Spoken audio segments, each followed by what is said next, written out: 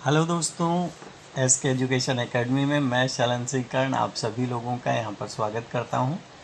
और दोस्तों, आज का जो हमारा वीडियो है जीन पियाजे के संज्ञानात्मक विकास के सिद्धांत पर आधारित है।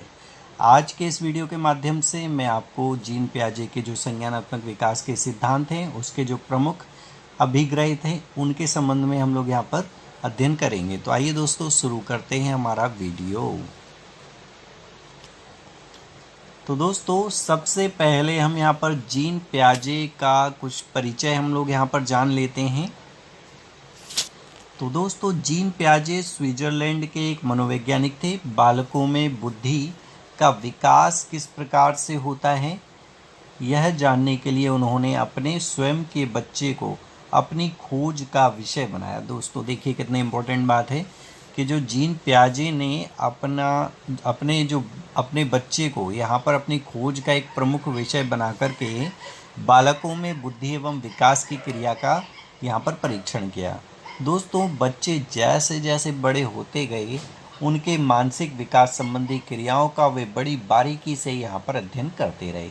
इस अध्ययन के परिणाम स्वरूप उन्होंने जिन विचारों का प्रतिपादन किया उन्हें पियाजे के मानसिक या संज्ञानात्मक विकास के सिद्धांत के नाम से जाना जाता है। तो इस प्रकार से दोस्तों, इस वर्णन से हमने ये जाना कि जीन पियाजे एक तो स्विट्जरलैंड के एक मनोवैज्ञानिक थे और दूसरा हमने दोस्तों ये जाना कि बालकों में उन्होंने बुद्धि का विकास किस प्रकार से होता है इसको जानने के लिए संज्ञानात्मक विकास का सिद्धांत दिया। और तीसरा पॉइंट हमने ये जाना कि उन्होंने अपने स्वयं के बालक को अपनी खोज का एक विषय बनाया और जैसे जैसे वो बालक बड़ा होता गया उसकी मानसिक विकास संबंधी क्रियाओं को उन्होंने बारीकी से अध्ययन करने के पश्चात में इस सिद्धांत को दिया। तो ये तो हो गया दोस्तों जीन पियाजे के सिद्धांत का परिचय। अब दोस्तों हम देख लेते हैं पियाजे के संज्ञानात्मक विकास की 4 अवस्थाओं के संबंध में। तो दोस्तों, पियाजे ने यहाँ पर संज्ञानात्मक विकास को 4 प्रमुख अवस्थाओं में विभाजित किया। प्रत्येक अवस्था अपने आप में यूनिक है, आपको ध्यानपूर्वक उसका अध्ययन करना है दोस्तों।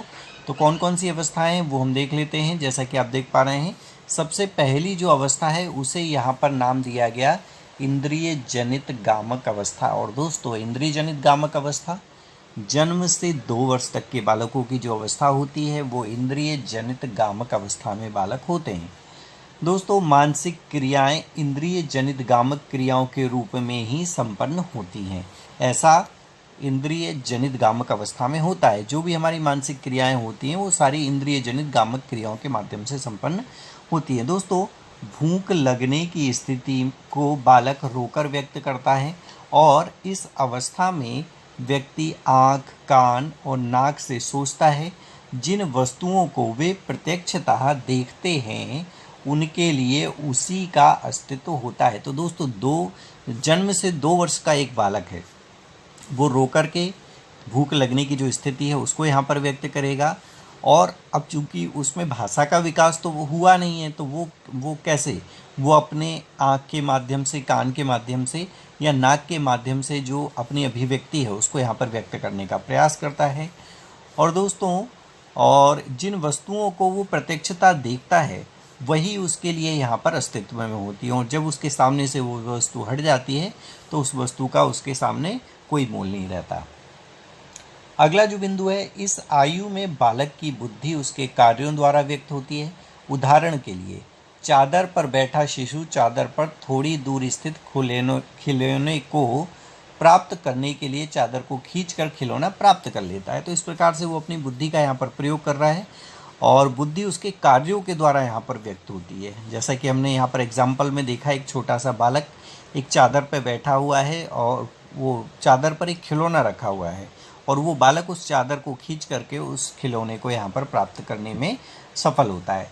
इस तरह इस अवस्था में अनुकरण, स्मृति और मानसिक निरूपण से संबंधित है। तो ये जो अवस्था है मुख्यतः किससे संबंधित है दोस्तों? अनुकरण से, स्मृति से और मानसिक निरूपण से संबंधित अवस्था है। दोस्तों, अगली जो अवस्था है उसका यहाँ पर नाम है पूर्व संक्रियात्मक अवस्था। और 2 वर्ष से 7 वर्ष के जो बालक होते हैं इस अवस्था में होते हैं। और इस अवस्था की क्या विशेषता होती है? इस अवस्था में बालक अपने परिवेश की वस्तुओं को पहचानने, उनमें विभेद करने लगता है। तो वो अपने परिवेश के आसपास की जो वस्तुएं हैं उनको यहाँ पे जानने लगा, उनमें यहाँ पर अंतर करने में बालक सक्षम हो जाता है। इस दौरान उसमें भाषा का भी विकास प्रारंभ हो जाता है और इस अवस्था में बालक नई सूचनाओं और अनुभवों का यहाँ पर संग्रह करता है। वह अपनी पहली अवस्था की अपेक्षा अधिक समस्याओं का समाधान करने योग्य हो जाता है। बच्चों में वस्तु स्थायित्व के गुण का यहाँ पर विकास होता है। तो ये हमने देखा पूर्व संक्रियात्मक अवस्था की जो विशेषता है उसका अध्ययन देखा, और भाषा विकास भी इसी आयु में यहाँ पर बालक का प्रारंभ हो जाता है और बालक नई सूचनाओं के अनुभवों को यहाँ पर संग्रह करने लगता है और वह अपनी पहली अवस्था की अपेक्षा, जो पहली अवस्था हमने देखी ना, उसकी अपेक्षा यहाँ पर समस्याओं का समाधान करने के योग्य हो जाता है। तो ये इस अवस्था की विशेषता। तीसरी जो हमारी अवस्था है उसे यहाँ पर कहा जाता है मूर्त संक्रियात्मक अवस्था। क्या कहा जाता है दोस्तों? मूर्त संक्रियात्मक अवस्था। 7 से 11 वर्ष के बालक इस अवस्था में होता है। इस अवस्था की क्या विशेषता होती है? इस अवस्था में बालक में वस्तुओं को पहचानने, उनका विभेदीकरण करने, वर्गीकरण करने की क्षमता जो होती है वो विकसित हो जाती है। दोस्तों, उनका चिंतन अब अधिक क्रमबद्ध और तर्कसंगत हो जाता है। इस अवस्था में बालक विश्वास करने लगता है तथा लंबाई, भार आदि जो प्रत्ययों पर यहाँ पर चिंतन करना वो प्रारंभ कर देता है। दोस्तों, भाषा का पूर्ण विकास बालक किसी पूर्व और उसके अंश के संबंध में यहाँ पर तर्क कर सकता है। तो भाषा का विकास भी हो जाता है और कुछ अंशों पर यहाँ पर वो जो तर्क करने में भी यहाँ पर सक्षम हो जाता है। बालक अपने वातावरण के साथ अनुकूलन करने के लिए अनेक नियमों को यहाँ पर सीख लेता है। तो इस प्रकार से बालक अपने वातावरण के साथ में भी यहाँ पर एडेप्टेशन कर लेता है और उन नियमों को भी यहाँ पर सीख लेता है जिसके माध्यम से वह वातावरण के साथ अनुक्रिया करता है। तो दोस्तों, ये हो गई हमारी तीसरी अवस्था। 7 से 11 वर्ष के बालक मूर्त संक्रियात्मक अवस्था के अंतर्गत आते हैं। अगली अवस्था का नाम है औपचारिक अमूर्त संक्रियात्मक अवस्था और 11 वर्ष से जो ऊपर के बालक होते हैं वो इस अवस्था में होते हैं। यह अवस्था 11 वर्ष से प्रौढ़ावस्था तक चलती है। अमूर्त चिंतन इस अवस्था की प्रमुख विशेषता है। दोस्तों, अमूर्त चिंतन होने लगता है।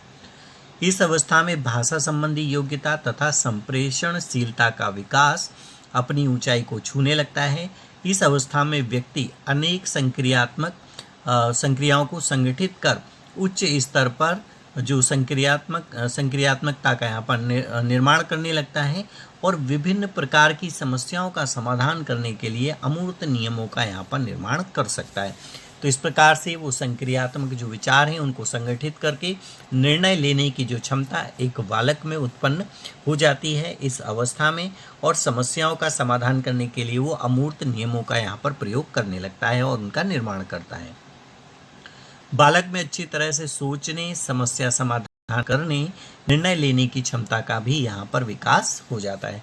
तो ये औपचारिक अमूर्त संक्रियात्मक अवस्था की हमने यहाँ पर विशेषताएं देखी। अब दोस्तों, इन पर आधारित कुछ जो प्रमुख प्रश्न हैं उनका हम यहाँ पर अध्ययन करेंगे। जैसा कि पहला प्रश्न आप देख पा रहे हैं, पियाजे के अनुसार विकास की पहली अवस्था के दौरान बच्चा सबसे बेहतर सीखता है। तो बताइए, विकास की पहली अवस्था में एक बालक किस प्रकार से सबसे बेहतर सीखेगा?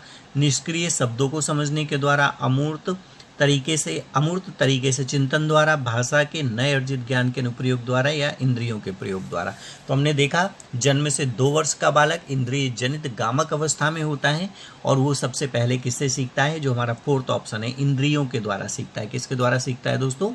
इंद्रियों के माध्यम से सीखता है। तो इस प्रकार से जो चौथा ऑप्शन होगा वो आपका यहाँ पर बिल्कुल सही होगा। आगे बढ़ते हैं दोस्तों। अगला जो हमारा प्रश्न है, पियाजे के अनुसार संज्ञानात्मक विकास की किस चरण पर बच्चा वस्तु स्थायित्व को प्रदर्शित करने लगता है? तो यहाँ पर वस्तु के स्थायित्व को प्रदर्शित करने लगता है किस अवस्था में? 4 ऑप्शन है आपके पास में। मूर्त संक्रियात्मक चरण, औपचारिक संक्रियात्मक चरण, संवेदी प्रेरक चरण अथवा पूर्व संक्रियात्मक चरण। तो दोस्तों, इसका जो आंसर हो जाएगा हमारे पास में पूर्व संक्रियात्मक चरण। तो पियाजे के अनुसार संज्ञानात्मक विकास के किस चरण में बच्चा वस्तु स्थायित्व को प्रदर्शित करता है? पूर्व संक्रियात्मक चरण में यहाँ पर प्रदर्शित करता है स्थायित्व को। अगले प्रश्न की ओर बढ़ते हैं दोस्तों। अगला प्रश्न है हमारा, पियाजे ने किसी बच्चे के विचारों में नए विचारों के समावेशन हो जाने को क्या कहा है? तो जीन पियाजे के अनुसार नए विचारों का जो समावेशन होना है वो कहलाता है यहाँ पर दोस्तों आत्मीकरण। ना तो व्यवस्थापन गलत होगा, खोज भी गलत होगा, निर्माण भी। तो यानी कि जो हमारा सेकंड ऑप्शन है सात्मीकरण के नाम से भी इसको जाना जाता है। आइए दोस्तों अगले प्रश्न की ओर बढ़ते हैं। और अगला जो हमारा प्रश्न है, बच्चों के विकास से संबंधित निर्माण एवं खोज का सिद्धांत निम्न में से किसने दिया? तो दोस्तों बच्चों के विकास के संबंध में निर्माण एवं खोज का जो सिद्धांत है वो बिल्कुल आपने सही आंसर दिया इसका, वो यहाँ पर जीन पियाजे के द्वारा दिया गया। किसके द्वारा दिया गया दोस्तों? जीन पियाजे के द्वारा। और अगले ऑप्शन की ओर, अगले क्वेश्चन की ओर बढ़ते हैं। अगला जो क्वेश्चन है, निम्नलिखित में से किस अवस्था में भाषा संबंधी योग्यता का विकास अपने चरमोत्कर्ष पर होता है?